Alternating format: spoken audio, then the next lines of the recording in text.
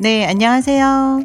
수원은 지금 수원 공동체 라디오 시간입니다. 네, 오늘은 한 달에 한 번에 만나는 남자분이 계시죠?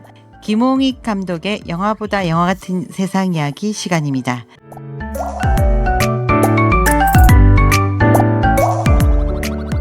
이번 8월은 의미 있는 달인데요.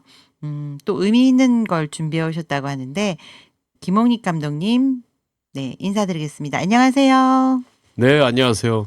독립영화 만드는 영화 소설공인 김홍익 감독입니다.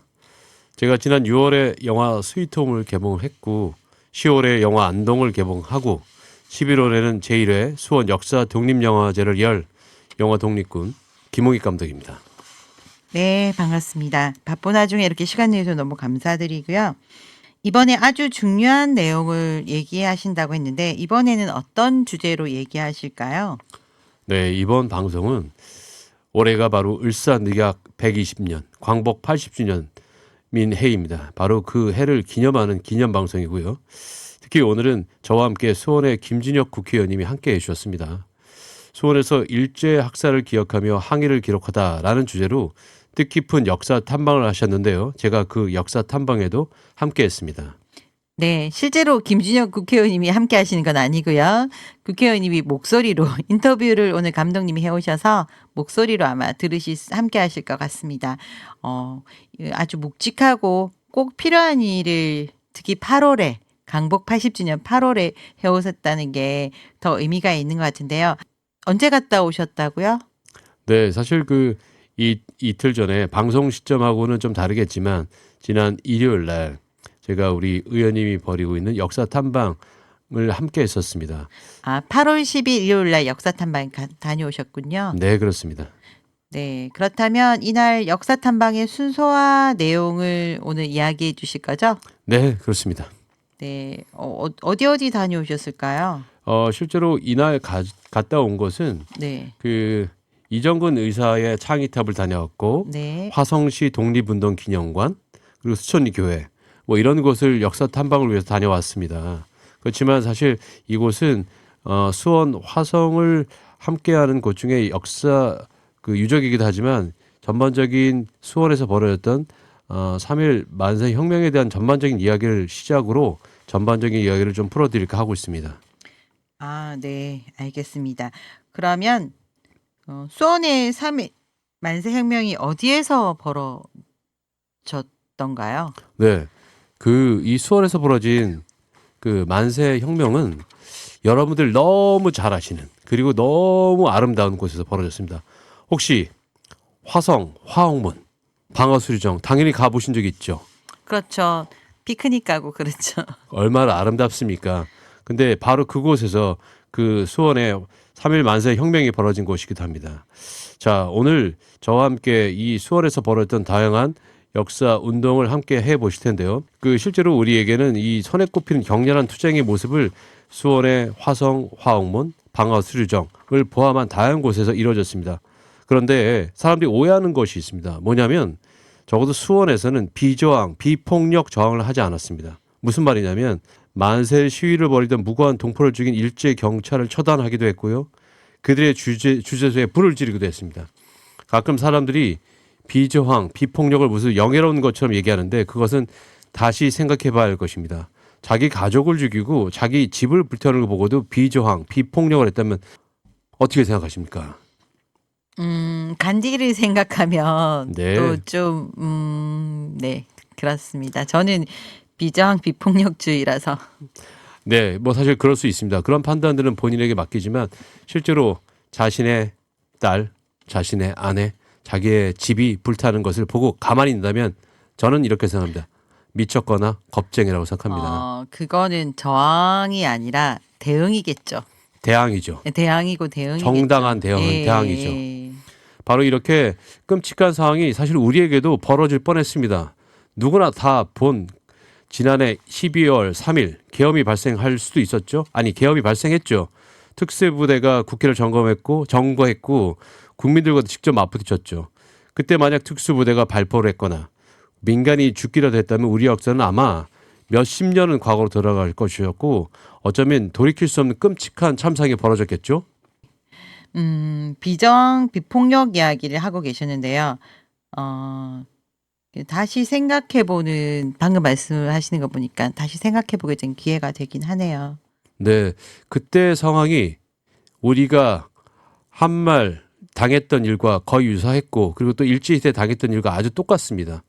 자신에게 정당하게 부여된 모든 것들을 빼앗길 수 있는 것이 바로 이 시대에도 벌어졌다는 거. 뭐 어쨌든 지금 우리는 그 무도한 독재자가 되는 야심을 품었던 전 대통령을 확실하게 물리쳤고 국민들이 구애를 국회로 달려갔고 수많은 사람들이 계엄을 무릅쓰고 저항했기 때문에 그들의 야욕을 수포로 만들어 버린 거죠. 그 가끔씩 비저항, 비폭력이 무슨 세계 평화상이라고도 받을 조건이라는 듯 말씀하시는 분들이 있는데 다시금 생각해 보시길 추천해 드립니다.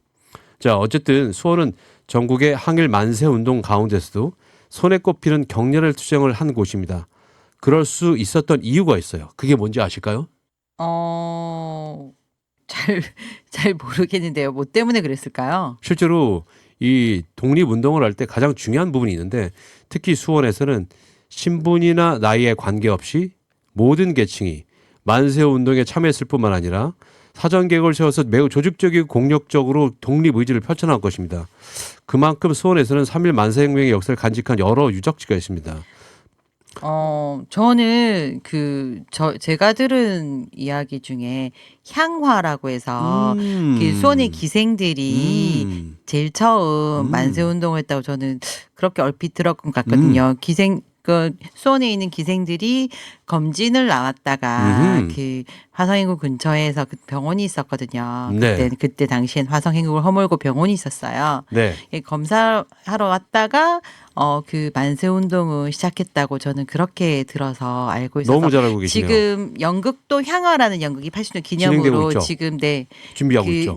그래서 9월 5일에서 9월 6일인가 열릴 거로 저는 알고 있습니다. 네. 방금 말씀하신 것도 제가 준비한 내용 안에 포함되어 있는데 그분을 바로 당겨서 말씀을 좀 드리자면 실질적으로 우리에게 그 신분과 계급의 차이가 없게 그런 모습이 드러났던 게 사실 말씀과 같은 기생들의 시위였습니다. 방금 말씀하셨던 그곳은 바로 그 화성 행궁 내에 위치한 봉수당이 원래 있었는데 그 봉수당은 원래 정조가 어머니 해경궁 홍씨의 장수를 기원하며 성대한 회가변을 연 곳을 잘 알려졌는데요. 네.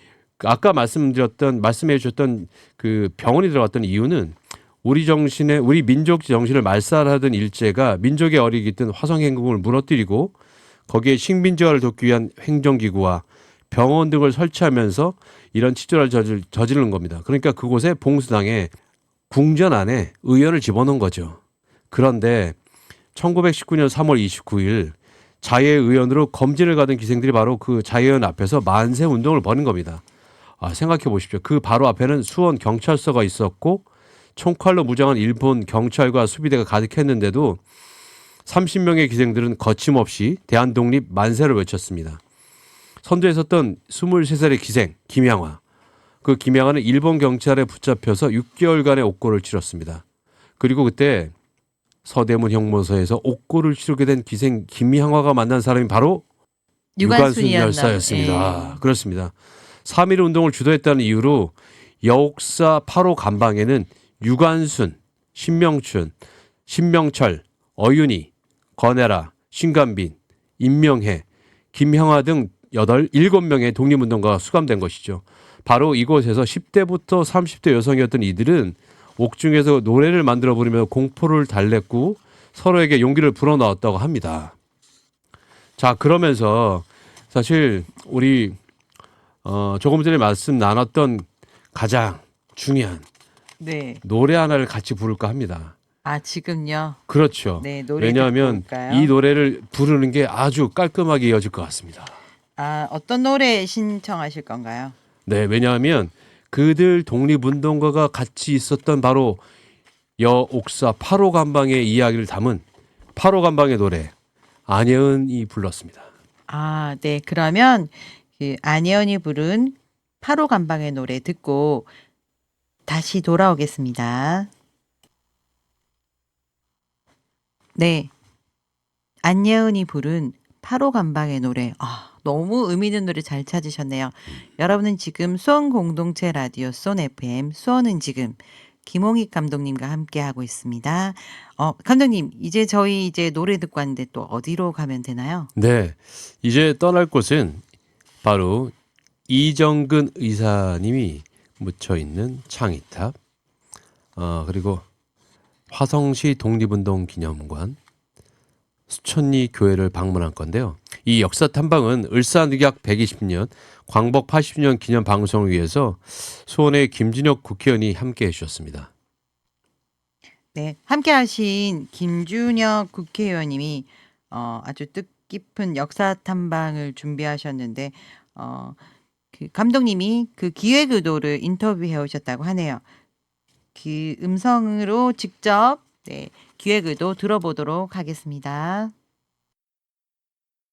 올해가 광복 80주년이 되는 해기 때문에 우리 더불어민주당 수원정지역위원회 당원들과 함께 광복 80년의 의미를 좀 되새기고, 그래서 우리 수원 지역과 연결되어 있는 그런 역사성이 있는 독립유적지를 방문해서 우리 당원들이 과거의 역사를 기억하고 또 친일파들의 준동을 막아내는 일들을 현재 시점에서 우리가 다시 하고자 하는 의미로다가 역사 기행을 준비를 했습니다. 네, 이래서 역사 기행을 준비하셨네요. 네, 그 수원에서 일제 학살을 기억하며 항해를 기록하다. 바로 이런 주제로 뜻깊은 역사 탐방을 하셨는데요. 저 역시 함께했습니다. 그래서 그 역사 탐방의 첫 번째 방문지는 탄원 이정근 의사 창의탑이었습니다. 이 이정근 의사께서는 1919년 1월 고종 황제가 독살당해서 승하했다는 소식을 전해 듣습니다. 그래서 이어서 서울에서 독립선언물이 전달되고 선생은 이를 비밀리에 동지들에게 알리고 본격적인 독립운동을 할 때가 되었음을 밝히면서 동지들과 결사적인 독립투쟁을 결의하셨습니다. 그리고 1919년 3월 31일 발안 장터에서 이 역사적인 순간을 함께하려는 많은 민중들이 모여들었습니다. 여느 때와는 달리 흰 갓을 쓰고 또는 머리에 흰 띠를 두른 비장한 눈빛의 장정들이 곳곳에 운집하였습니다. 12시 정각 탄원 선생은 태극기를 꺼내 들고 힘차게 대한독립 만세, 대한독립 만세를 외쳤습니다. 선생은 선두에서 제자, 동지와 군중들을 이끌고 독립 만세와 독립가를 부르며 결사적인 시가 행진을 하셨습니다. 천여 명의 시위 군중들이 발안 주재소에 이르자 일제 헌병과의 격렬한 공방전이 벌어졌습니다. 그때 선두에서 지휘하시던 선생은 일제 헌병의 총검에 복부를 무참히 난자당하셨습니다. 선생은 솟아나는 피를 헌병대장의 얼굴에 뿌리면서 마지막 순간까지 독립을 외치며 저항했지만 현장에서 안타깝게 56세를 이기로 장렬히 순국하셨습니다. 이런 선생의 순국과 발안 3.1 만세 혁명이 도화선이 되어서 화성 지역은 수천리, 지암리의 학살 사건 등의 독립운동 열풍에 휩싸이게 됩니다. 네, 그 저희 수원 사시는 분도 제암리 그 학살 사건 너무 잘 알고 있고요. 너무 안타깝고 또 그 이분께서 그 탄원 선생께서 그 난자당하는 그 장면을 상상만 해도 너무 가슴 아파서 저도 이 이야기를 전해 들을 때 너무 그 일본에 대한 그 격렬한 그 반발심과 막 괘씸함을 느끼면서 네, 어떻게 이럴 수 있는지 하는 생각이 들었는데요. 그날 역사 탐방에서 특별한 강의도 있었다고 들었는데 네. 바로 김준혁 국회의원의 역사 탐방 또 어떻게 진행되었을까요? 사실 우리가 그 각 유적지를 다니면서 버스로 이동을 단체가 했는데 40여 명 탈 수 있는 버스가 아주 가득 차서 그 안에 있는 분들이 전부 다 김준혁 의원이 한 말씀 해주시길 기다렸고 아니라 다를까 김준혁 의원께서 역사 강의를 해주셨습니다. 중간중간 이동 시간마다 해주셨는데 그러면서 이동하는 역사 탐방 버스가 된 거죠. 그렇게 해서 네. 역사 탐방 버스를 하게 된 그곳에서 이 김준혁 국회의원이 역사학자는 사실은 많은 분들이 이미 알고 계시겠지만 그리고 또 이분이 역사학자지만 독립운동에 대해서 이렇게 진심으로 이렇게 절절하게 말씀하시는 보고 실제 저는 너무나 감탄했습니다. 네, 좀 일본에 관한 부분은 좀 다른 분보다 더 좀 세게 발언하시는 분이 있어요. 네. 왜냐하면 역사학을 바라보는 시각이 네. 정말 다양한 사람이 있습니다. 그리고 친일 사관을 옹호하는 분들도 사실 있기 때문에 그런 역사를 바로 세우려는 의지와 노력은 꼭 필요한 시점이거든요. 네, 그렇죠. 네, 이 역사 탐방 버스에서 많은 걸 배우셨겠는데요. 그렇습니다. 어떤 또 새로운 또 알을 느끼셨나요? 실제로 우리가 8.15를 광복절이라고 말을 하고 있는데, 그지요? 8월 15일. 그렇죠. 네. 8월 15일 광복절로 말을 하고 있는데 놀랍게 요새 어떤 사람들은 건국절이라는 걸 주장하는 분들이 있습니다. 이런 끔찍한 역사 의식이 잘못된 역사 의식에 의해서 만들어진 것이기 때문에 이런 제대로 된 역사 의식이 너무나 중요하다라는 생각을 늘 하고 있었는데 이런 부분을 하나씩 정확하게 사실에 근거해서 얘기해 주시는 의원님의 얘기를 듣고 다시 한번 깨달았습니다. 어떤 분들은 과연 내가 눈을 뜨고 산 것이 맞을까? 이런 생각을 해볼 수도 있지 않았을까? 그래서 이런 역사 탐방 버스가 있으면 저도 늘 참여하고 싶은 열망이 생겼고요. 그리고 여러분들 너무 잘 아시겠지만 요새 친일파들이 장난이 아닙니다.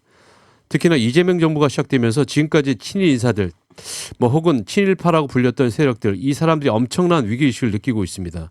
네, 그래서 아무래도 이재명 대통령이 되는 걸 막았던 분들도 많을 것 같아요. 그렇죠. 예. 그런 얘기만 한도 끝도 없으니까 예. 그런 얘기를 계속하기에는 나중에 예. 다시 또 그런 얘기 할 기회를 잡기로 하고 네. 그렇기 때문에 그 전까지는 자기들 세상이었거든요. 그쵸. 그렇기 때문에 위기 의식이 없었어요. 네. 근데 지금은 전혀 다른 시대가 왔기 때문에 엄청난 위기 의식을 느끼면서 그래서 아주 교미한 일들이 벌어지고 있습니다. 그런 일들이 단순하게 내부에 있는 국내에 있는 친일파들만의 문제가 아니라 바로 일본의 극우 세력과 협력하는 상황 속에서 이루어지고 있는 것이죠. 더구나 문제는 이들 일본이 가해자가 아니라 피해자처럼 보여주는 코스프레가 현재 진행되고 있다는 것입니다.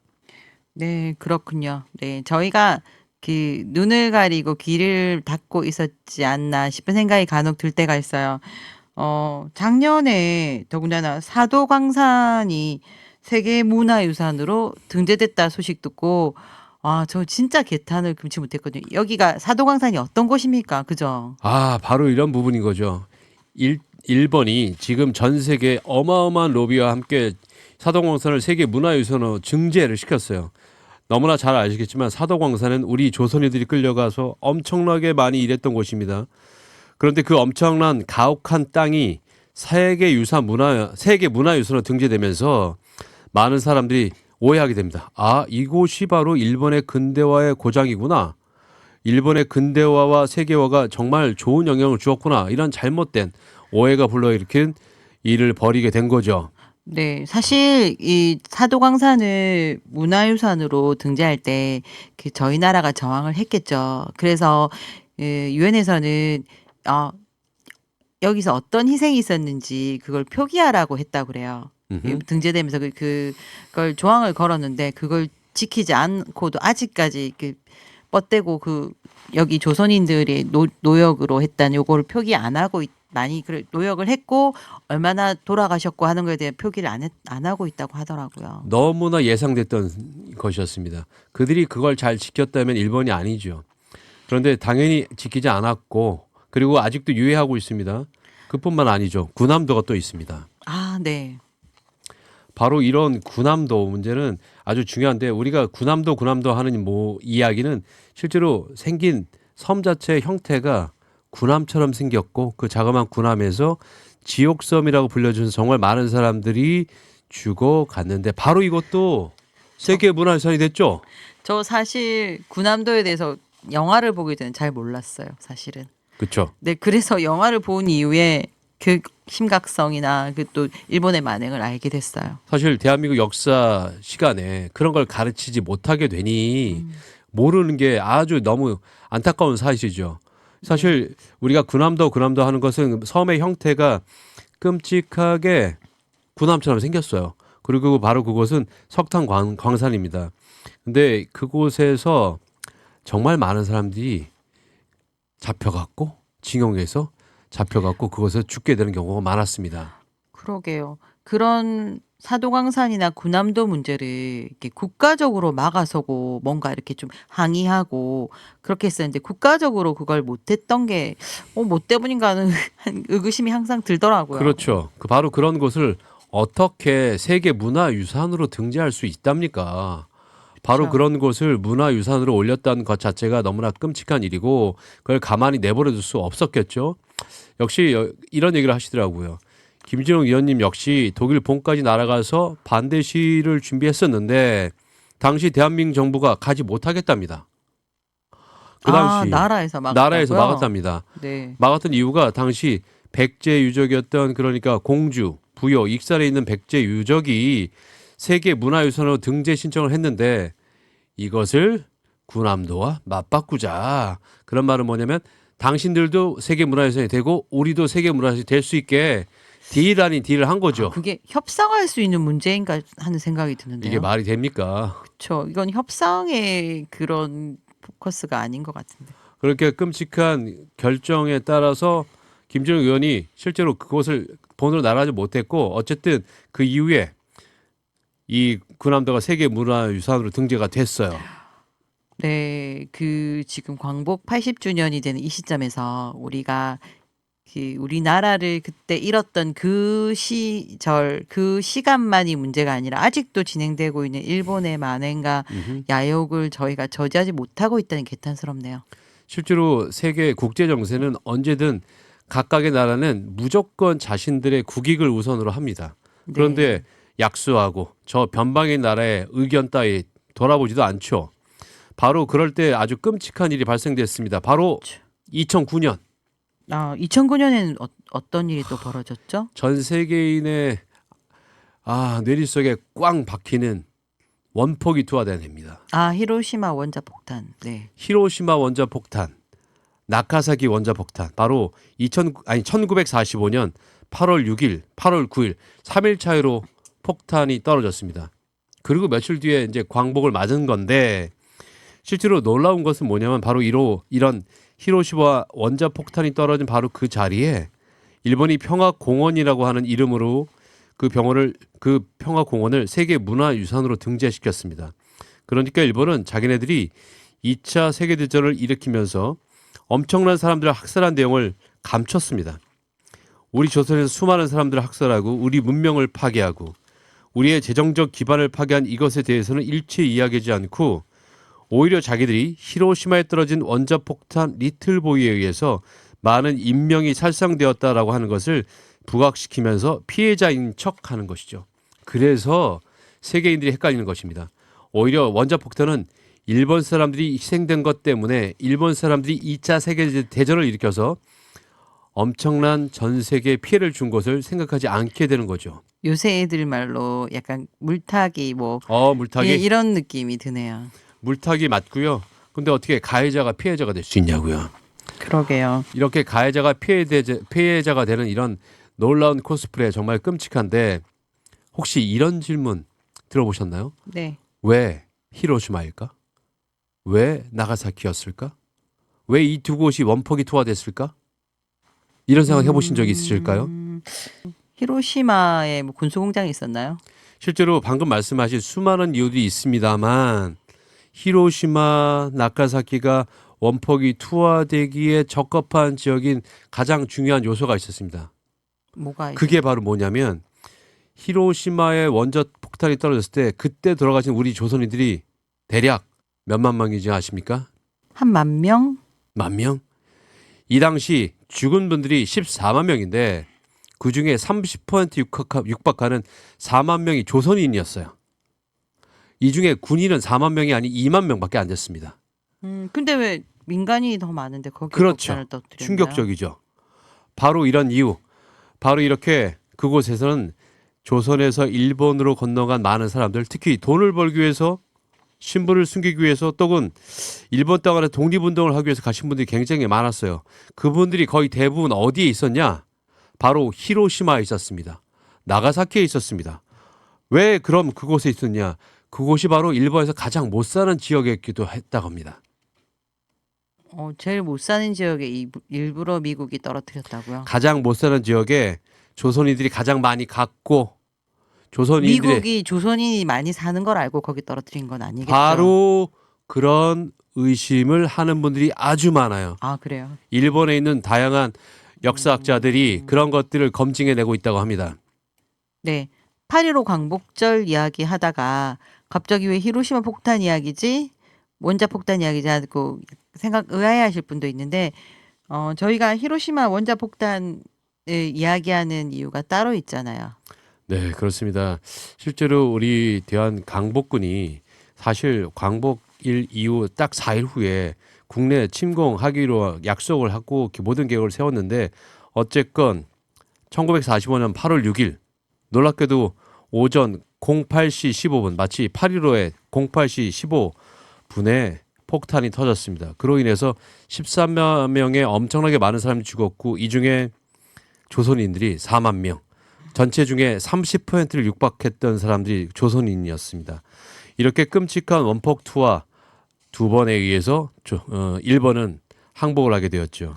근데 놀라운 건 이런 원자 폭탄이 떨어진 뒤에 여기에도 참으로 많은 조선사람이 돌아가셨지만 일본은 흡사 가해자이면서 피해자인 코스프레를 했다는 거. 이게 참으로 안타까운 그러게요. 일입니다. 그 면을 잘 살펴봐야 합니다. 네, 여기가 평화공원으로 됐다는 거 너무 아이러니하네요. 아이러니하죠. 이런 아직까지도 이런 자기들의 그 독일처럼 속 시원하게 인정하고 그러면 될 텐데 자기들을 미화하고 가리고 하는 이 작태가 진짜 분을 참을 수가 없네요. 예. 네, 이런 이야기를 들으면서 네, 맞습니다. 이런 이야기를 들으면서 제가 그 역사 탐방 버스를 탔고 이 이야기를 들을 즈음 어쨌든 다음 행선지인 수천리 학살 사건의 현장인 수천리 교회에 도착했습니다. 네, 수천리 교회에 도착한 이야기는 노래 하나 듣고 와서 들을까 합니다. 네, 신청곡 있으시죠? 네, 이 두 번째 노래는 독립군 애국가라는 노래를 김장훈 가수가 불러주셨습니다. 네, 그러면 김장훈이 부른 독립군 애국가 듣고 다시 돌아오겠습니다. 네, 김장훈이 부른 독립군 애국가 듣고 오셨습니다. 네, 아까 앞서 그 수천리 교회에 도착하셨다고 했는데 버스가 그 바로 이곳이 3.1 운동 당시 학살 사건이 벌어졌던 곳이죠? 네, 맞습니다. 그 1919년 이 참사가 벌어진다는 바로 4월 5일 발한 장날이었습니다. 그렇지만 수원에서 3.1 만세혁명이 벌어진 딱 한 달이 지난 지 어느 날 일본군은 새벽 3시 반경에 수천리를 급습해서 일대를 방화하고 민간인들을 학살했습니다. 당시 만세 시위 주동자를 색출한다면서 마을 가옥 42채 중에서 38채를 불태우는 만행을 저질렀습니다. 그렇지만 바로 이날에도 그 참사를 벌인 이날에도 만세혁명은 계속 이어졌습니다. 그러자 일제는 일본군 아리타 육군 헌병 중에게 명합니다. 4월 13일 제암리로 가서 만세 시위 운동 주모자를 색출하라고 지시했습니다. 이 과정에서 아리타 중위는 15세 이상의 남자들은 모두 교회당으로 모이게 했습니다. 그 이유는 만세 시위 진압 과정에서 너무 심한 배제를 한 걸 사과로 왔다. 말이 됩니까? 이런 말도 안 되는 명분을 내세워서 얘기했습니다. 어쨌든 이건 새빨간 거짓말이었습니다. 그러면서 키가 총보다 큰 사람들은 전부 제암리 교회에 들어가게 했다고 합니다. 이미 아리타는 제암리 개신교도인들의 명단을 확보했고 아리타가 교회당을 나서는 것을 신호로 일본군은 교회당에 사격을 시작하는 동시에 집더미와 석유를 끼얹고 불을 질렀는데 이로 인해 민가 28채가 소실되었습니다. 바람이 거세서 교회당 아래 민가로 불이 퍼졌고 교회당 위쪽으로는 일본군들이 불을 질렀습니다. 19명이 교회당 안에서 울면서 호소했지만 전부 다 사살당했고 3명이 교회당에서 탈출하는 중에 2명은 사망하고 1명은 산으로 피신하여 겨우 목숨을 건졌다고 합니다. 그렇지만 이 가족이 죽는다는 얘기를 듣고 달려온 부인 2명은 그대로 또 일본군에 의해서 죽임을 당하기도 했다고 합니다. 네, 여기서 수천리 제암리 학살에서 또 그치지 않았다고요? 그렇습니다. 분이 안 풀린 거죠.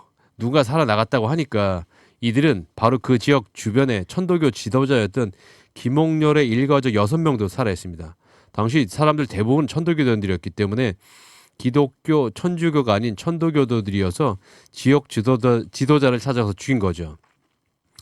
사실 불에 탄 집에 들어갔을 때 이런 말을 하셨다고 합니다.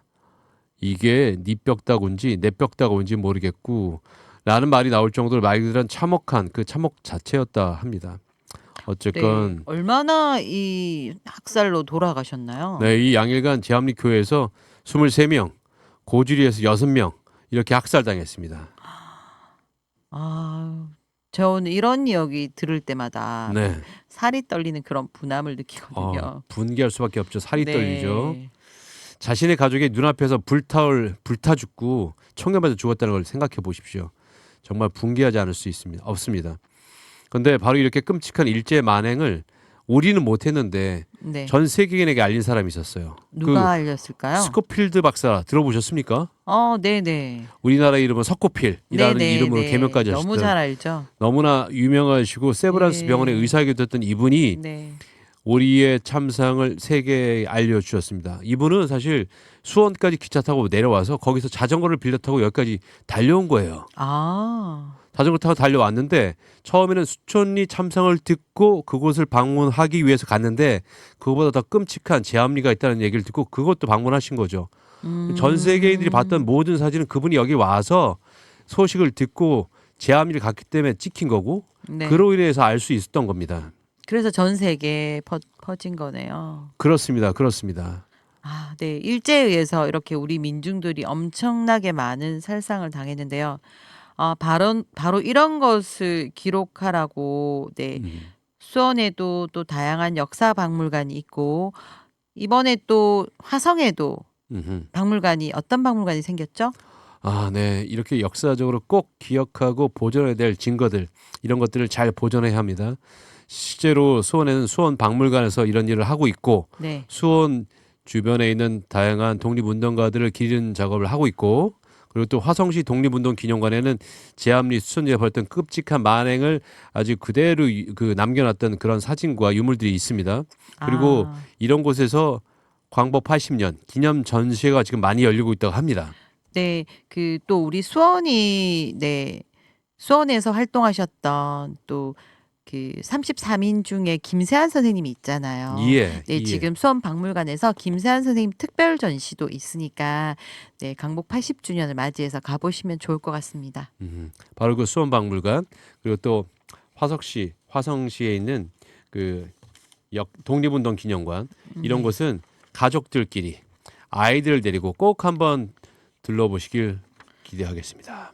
네, 또 이쯤에서 김준혁 의원님이 또 이야기하신 걸 인터뷰하셨다고요? 예.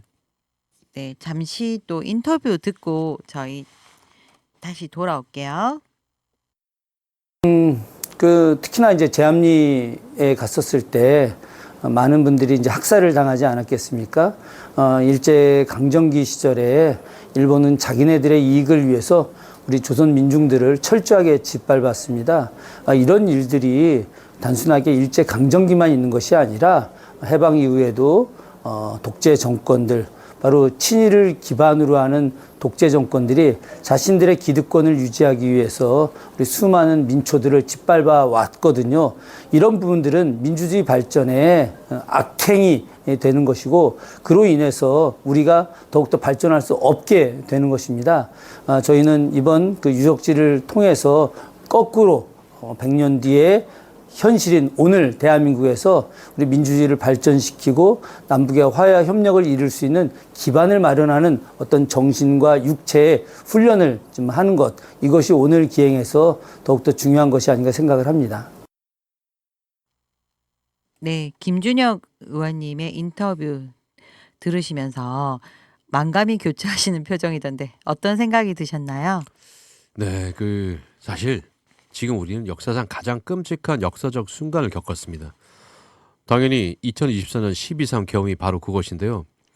혹자는 아무도 죽지 않았는데 도대체 무슨 문제가 있느냐 이런 말씀하십니다. 네, 정말 너무나 다행입니다.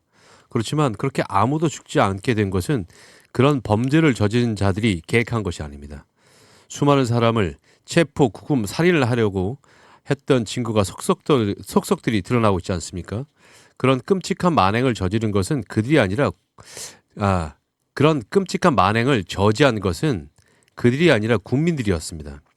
마치 일제에 항거했던 수많은 민중들이 독립운동을 했던 것처럼 국회로 진입했던 북수대원을 막았던 국민들이었습니다. 특히나 명령을 따라야 하는 군인이지만 끔찍한 일이 벌어지지 않도록 자제했던 군인들이 있었기에 가능했던 것입니다. 지금은 누구의 편을 들자는 얘기가 아닙니다. 단순하게 죽이려는 자들과 막아서는 편에 선 사람들의 이야기입니다. 네, 만약에 성공했으면 저희의 자유가 몰살당하고 또 일제 그 탄압기와 다르지 않은 그런 걸 또 겪지 않았을까 하는 생각이 드는데요. 그렇다면 지금 당장 우리가 해야 할 것은 무엇일까요? 바로 이런 순간 우리가 해야 될 게 있습니다. 그건 바로 뭐냐면 우리 스스로 제대로 된 역사의식을 가질 수 있게 공부해야 합니다. 깨달아야 합니다. 아무도 제대로 가르쳐주지 않습니다. 자기 스스로 깨달아야 하는 거죠. 지금 이 시간에 가장 중요한 것은 그래서 바로 올바른 역사의식입니다. 바로 이런 올바른 역사의식의 중요성을 다시 한번 깨닫게 되는 순간인 것입니다. 그렇죠. 그 역사를 잊은 민족에게 미래가 없다는 그런 이야기도 생각나는데요. 그래서 감독님이 이런 우리의 역사를 기억하기 위해서 기획하시는 게 있다고 들었습니다. 그렇습니다. 그래서 제가 준비하고 있는 것은 바로 수원 역사 독립영화제.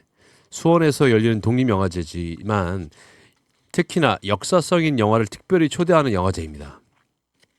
네, 역사성 있는 영화를 특별히 초대한다는 말씀이시군요. 그러면 이 영화제는 언제 어디서 열릴 계획이신가요? 실제로 역사성이 있는 영화만을 초대하는 것은 아닙니다만 그런 영화들을 통해서 많은 분들이 올바른 역사의식을 갖게 하는 영화들을 모았습니다. 그래서 올해 11월 7일 금요일부터 11월 10일 월요일까지 4일 동안 진행할 계획입니다. 지금으로서는 수원시 미디어센터에 일개관이 있지만 그곳을 중심으로 가장 중요한 기획전이 진행됩니다. 그 첫 번째는 10인의 감독전. 대한민국에서 천만 감독, 이준익 감독하면 모르는 분들이 없으시죠? 네. 그 이준익 감독의 박열. 오. 일제 치하에 일본에서 벌인 독립운동을 하셨던 박열 지사에 대한 이야기를 담은 영화 박열. 아, 상영회도 열린다는 이야기군요. 그 이준익 감독을 초대해서 아, 그분의 작품 박열을 보는 거죠. 네. 그리고 특히 10편의 감독이 있을 텐데 그 다음 작품으로는 마라톤을 만든 정윤철 감독님의 바다호랑이. 이 이야기는 세월호 사건을 다뤘죠. 네. 다큐멘터리 영화입니다. 네. 이렇게 역사성을 가지고 있는 영화들을 초청해서 감독 또는 많은 사람들이 관객과 함께 그 이야기를 나눌 수 있는 이야기의 장을 만들고 싶습니다. 그게 바로 시민의 감독전, 우리 수원 역사독립영화제 가장 중요한 기획전이 될 것 같고요.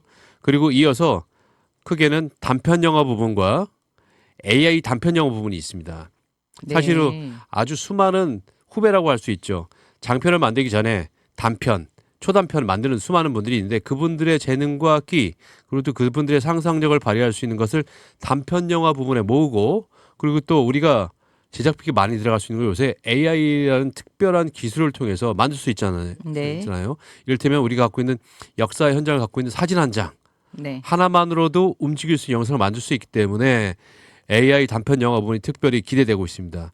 그렇게 이런 다양한 영화들 이를테면 역사성이 가미된 영화를 포함해서 인간의 삶의 독립성과 자유에 대한 얘기를 하는 독립영화 그리고 또 실험적이고 예술적인 성취를 위할 수 있는 그런 독립영화 이런 것들을 초대하거나 흔히 말하는 공모를 통해서 상을 주는 영화제가 될 것 같습니다. 이번에는 정말 많은 상을 드릴 거예요. 아, 네. 정말 많은 상을 드릴 이유가 그러면 돈이 많이 들 것 같은데. 정말 많은 상을 드리는데 현금은 아직 작게. 아, 돈이 네. 없으니까 상이라도.